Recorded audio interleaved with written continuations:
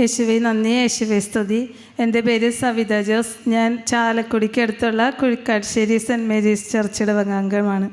ഒരു ദിവസം അത്ഭുതങ്ങളുടെ ജപമാല കൂടിയപ്പോൾ റാഫേലച്ചൻ വിളിച്ച് പറഞ്ഞു, ഈ ശരീരത്തിലെ ഹോർമോൺ പ്രവർത്തനങ്ങളിലുള്ള വ്യത്യാസം മൂലം ഇടയ്ക്കിടയ്ക്ക് ശരീരത്തിൽ ചൂട് വരുന്ന ഒരാൾക്ക് ഈശോ സൗഖ്യം കൊടുക്കേണ്ടത്. അപ്പം അങ്ങനെ ഒരു അവസ്ഥ എനിക്ക് വരാറുണ്ട്. ഭയങ്കര ബുദ്ധിമുട്ടായിരുന്നു അത്. അന്നത്തോടു കൂടി അത് മാറിപ്പോയി. ഇപ്പം 3-4 മാസമായിട്ടുണ്ടാവും. നല്ലൊരു കൈയടി കൊടുത്തേ. കണ്ടോ, നിസ്സാര രോഗം. അങ്ങനെ എത്ര നാളായിട്ടുള്ള രോഗമായിരുന്നു അത്?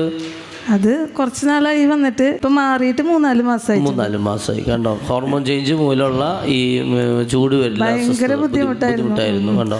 പിന്നെ ഞങ്ങളുടെ വീട്ടിൽ ഭയങ്കര ഉറുമ്പിൻ്റെ ശല്യമായിരുന്നു. ഉറുമ്പിൻ്റെ ശല്യം എന്ന് പറഞ്ഞാൽ ഭയങ്കര ബുദ്ധിമുട്ടായിരുന്നു. ഇപ്പം ചോറ് വെച്ചാലും കറി ഉണ്ടാക്കിയാലും പലഹാരം ഉണ്ടാക്കിയാലും അത് ചൂടാറി കഴിഞ്ഞ് കഴിഞ്ഞാൽ അതിൽ നിറച്ച് ഉറുമ്പ് വരും.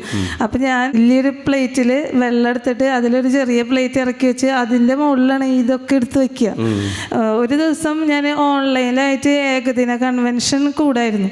അത് ഫോണിൽ വെച്ച് അടുക്കളയിൽ കൊണ്ടുവന്ന് വെച്ചിട്ടുണ്ടായേ. ഞാൻ ഫോൺ ഓൺ ചെയ്തപ്പോഴേക്കും കൺവെൻഷൻ തുടങ്ങി. അവിടെ സ്തുതിപ്പും ആരാധനയുടെ നേരത്തെ ഞാൻ വെച്ചിട്ടുണ്ടായേ.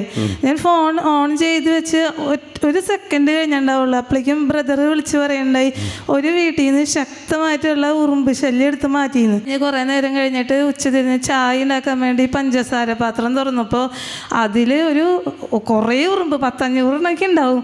ഒക്കെ ചത്ത് കിടക്കണ്. ആ ഉറുമ്പ് മുഴുവൻ ആ പഞ്ചസാര പാത്രത്തിൽ ചത്ത് കിടക്കണേ.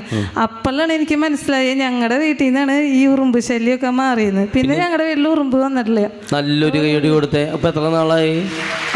അതും കുറേ നാളായി. കണ്ടോ, കുറേ നാളായി. അത് ഞാൻ പറയും, അടുത്തുള്ളവരോടൊക്കെ പറയാറുണ്ട്.